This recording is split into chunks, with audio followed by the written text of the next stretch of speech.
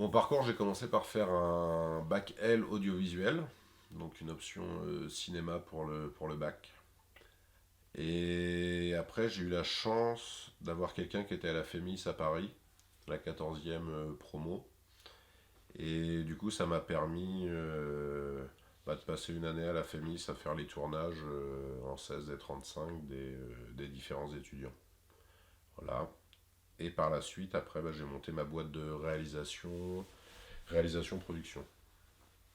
Voilà, c'est un peu ça mon parcours, on va dire scolaire et début de professionnel vis-à-vis du cinéma. En fait, j'ai commencé par un bac L audiovisuel et c'était au Clé à Hérouville-Saint-Clair, qui est un collège-lycée expérimental, où ils avaient justement une option cinéma. Et c'est vrai que si j'avais pas fait ce lycée et cette option cinéma, j'aurais peut-être pas fait ce métier par la suite.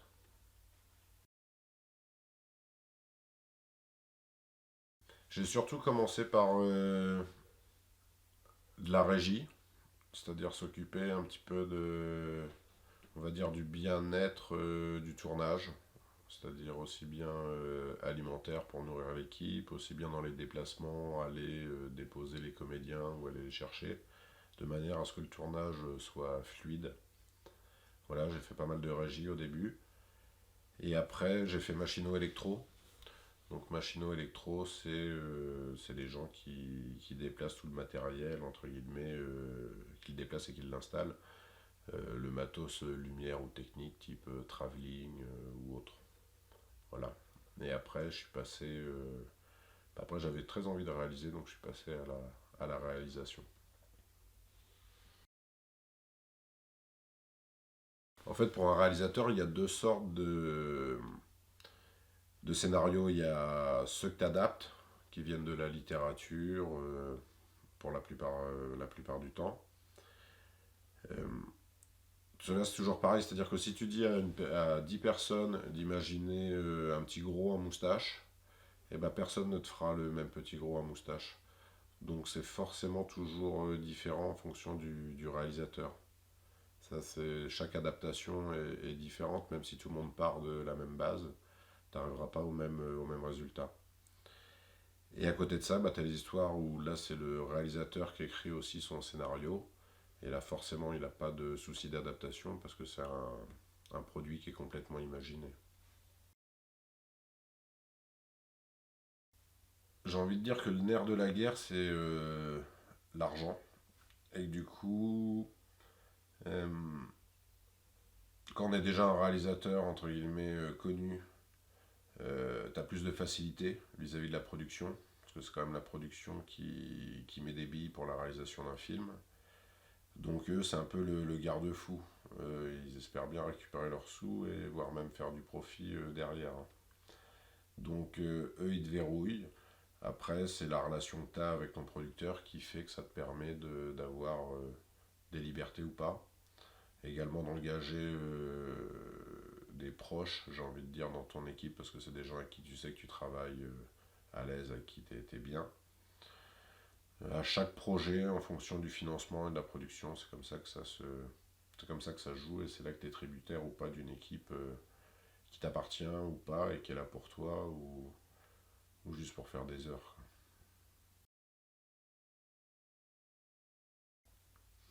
Alors ça dépend si le réalisateur écrit ses scénarios ou pas. Parce qu'il y a quand même l'étape de l'écriture. Euh, Après, il y a des scénaristes qui ne réalisent pas, qui écrivent le scénario et après, il part en boîte de prod et la boîte de prod va mettre un réalisateur dessus. Donc, c'est pas le même chemin qu'un réalisateur qui écrit ses propres scénarios. En tout premier lieu, c'est avoir une boîte de production qui finance ton projet. Parce que ça coûte quand même un peu de sous de tourner des films. Et puis, c'est aussi un partenaire vital pour la vente à la fin. Donc, c'est important d'avoir une boîte de production. Avoir un bon scénario, forcément. Faire un bon montage derrière pour pas gâcher ton tournage. Parce qu'autant avec un mauvais montage, tu peux tuer un bon film, et avec un bon montage, tu peux rattraper un mauvais film. Et après, tu as l'étalonnage. L'étalonnage, c'est toute la partie colorimétrie. Voilà, où tu commences à régler les contrastes, tu règles les lumières, le grain de l'image, les couleurs, voilà, tout ça. Une étape très importante également. Après, tu as le mixage, ça c'est le réglage de toutes les bandes son, euh, qui comprend aussi d'ajouter les BO s'il y a un compositeur qui a travaillé sur le projet. Et derrière, après, bah, c'est toute la partie vente, distribution. Donc là, c'est le producteur et, et les diffuseurs qui travaillent avec qui s'occupent de ça. Disons que sur la vente d'un film, ça dépend quel contrat tu as avec la boîte de prod, si tu en as une déjà. Mais quand tu as une boîte de prod qui finance ton film, normalement, elle travaille déjà avec des distributeurs. Donc ton film, il est préacheté avant le tournage. Il est payé par la prod qui, elle, va voir d'autres organismes type CNC ou par exemple des chaînes télé qui sont très, très partenaires justement de la production audiovisuelle. Et eux, du coup, comme il est déjà produit et déjà censé être distribué dans la foulée, normalement, quand tu as une boîte de prod solide derrière toi, il est déjà préacheté, donc il est vendu dans la foulée. Moi, je suis réalisateur, c'est-à-dire réalisateur scénariste. C'est vrai que moi, la com, c'est pas spécialement ni mon truc, ni mon point fort. Euh, Ça, c'est plus des questions que peuvent répondre un distributeur ou un producteur.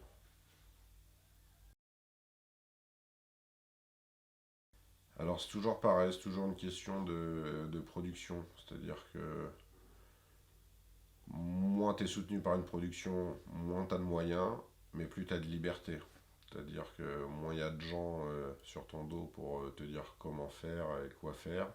Et forcément, plus toi, t'as de liberté pour choisir tes comédiens, pour choisir tes lieux de tournage, alors que c'est pas forcément le cas quand justement tu es chapeauté par une boîte de prod derrière.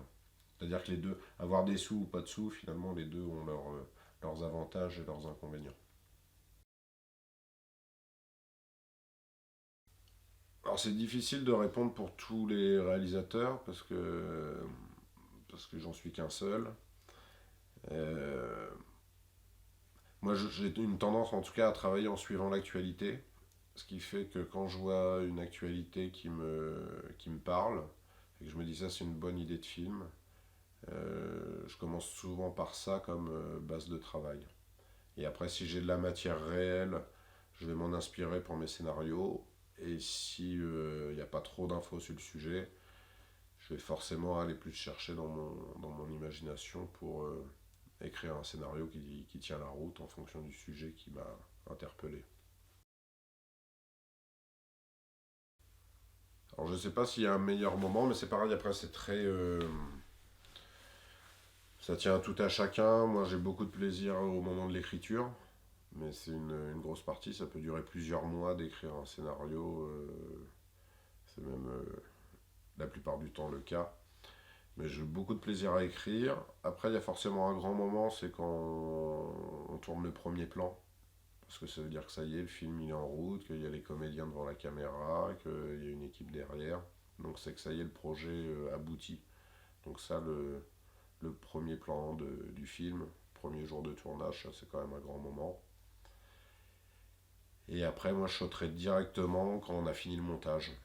Voilà, ça c'est aussi un grand moment parce que ça y est, j'ai envie de dire ton bébé marche. En tout cas, on lui a mis des bras, des jambes et il n'y a plus qu'à croiser les doigts pour qu'il prenne la voie du succès. Pour devenir réalisateur, je crois qu'il n'y a pas il n'y a pas de chemin type. C'est sûr que c'est mieux si on peut réussir à faire une école de cinéma ou quoi, parce que du coup on rencontre des gens qui ont les mêmes envies, que c'est bien aussi parce que ça permet de se former un petit carnet d'adresses dès le démarrage. Après, il y a pas vraiment de règles, hein. Je connais des plombiers qui ont rencontré un caméraman télé et puis 15 jours après, il était caméraman aussi. Donc il n'y a pas de. Il n'y a pas de règle. En tout cas, ce qui est sûr, c'est que c'est des métiers difficiles où il y a beaucoup de concurrence, où il y a beaucoup de projets, mais pas forcément rémunérateurs. Donc voilà, c'est des métiers de passionnés comme tous les métiers artistiques. Voilà, j'ai réussi à sortir mon premier long métrage que j'ai tourné en autoproduction. C'était pas évident parce que quand t'as pas d'équipe, t'es obligé de faire un peu tous les corps de métier toi-même. C'est-à-dire aussi bien le réalisateur qui a l'œil sur le plateau, que l'assistant réalisateur qui est là pour que ça se passe bien, que le script qui est là pour qu'il n'y ait pas de soucis à l'image. Euh, Faire le machino électro pour les lumières, faire le régisseur pour faire la tambouille pour les comédiens, ou par exemple aller les chercher. Donc tu es obligé de toucher un peu à tous les corps de métier. Et, et c'est une super expérience parce qu'après sur des tournages plus conséquents, bah, ça te permet de connaître les besoins de chaque poste. Et du coup, ça te rend forcément plus tolérant, plus compréhensif. Du coup, si tu connais leurs problèmes, tu peux plus facilement amener des solutions. Donc c'est pas évident de faire un film tout seul, mais c'est possible et c'est enrichissant. Bah, chaque tournage a ses complications, hein. C'est rare que tout se passe comme prévu. Ça serait trop beau. Euh, En tête comme ça, sur mon long métrage, j'ai quand même un de mes comédiens qui décède pendant le tournage, alors qu'on n'a pas encore tourné. Alors c'est très triste, hein, humainement bien sûr, mais on n'avait pas tourné encore toutes les séquences avec lui. Et du coup, ça crée vraiment des trous dans le scénario. Et forcément, c'est des séquences qui étaient importantes pour la compréhension du film.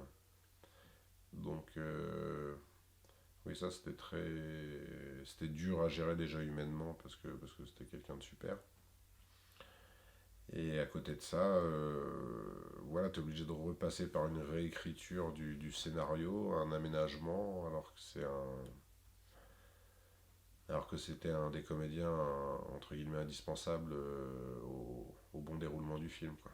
Et surtout quand tu as déjà tourné du coup des séquences, bah, le personnage il est dans le film, mais comme t'as pas pu tourner toutes les séquences avec cette personne, euh, bah ouais, c'est compliqué, il faut savoir rebondir et modifier des choses pour que ça reste compréhensible, quoi.